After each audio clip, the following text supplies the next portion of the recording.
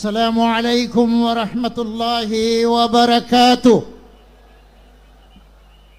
الحمد لله رب العالمين والعاقبة للمتقين ولا عدوان إلا على الظالمين، والصلاة والسلام على سيد المرسلين وعلى آله وأصحابه أجمعين।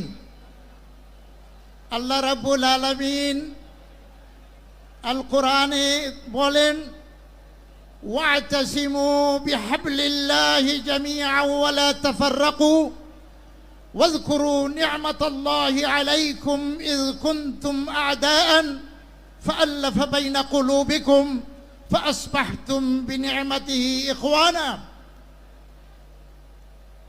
আজকে বাংলাদেশ জামাতে ইসলামী উদ্যোগে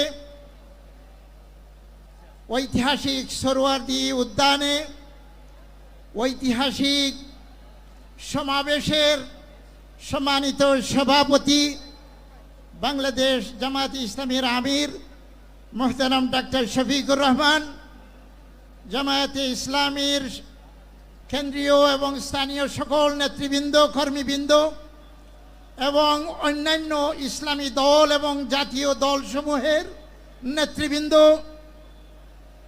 মঞ্চে উপস্থিত আছেন। সময় অতি অল্প, এই ঐতিহাসিক সোহরাওয়ার্দী উদ্যানে আজকে যারা আপনারা উপস্থিত হয়েছেন, আপনারা কি ইসলাম চান? ইনশাআল্লাহ এই ইসলামকে যদি রাষ্ট্রীয়ভাবে প্রতিষ্ঠিত করতে হয় তাহলে আমাদের সবাইকে একত্রিত হতে হবে। যেভাবে কোরআনে ঘোষণা করা হয়েছে, ওয়াতাসিমু বিহাবলিল্লাহি জামিআন ওয়া লা তাফাররাকু, তোমরা আল্লাহর রজ্জুকে, আল্লাহর কোরআনকে সকলে শক্তভাবে ধারণ করো এবং পরস্পরে বিচ্ছিন্ন হয় না। এবং আল্লাহ রাব্বুল আলামিনের নিয়ামত যে তোমরা পরস্পরের শত্রু ছিলে এবং তিনি তার দয়ায় তোমাদের অন্তরগুলাকে একত্রিত করে দিয়ে ভ্রাতৃত্ব সৃষ্টি করেছেন এবং তোমরা ভাই ভাই হয়ে গিয়েছো।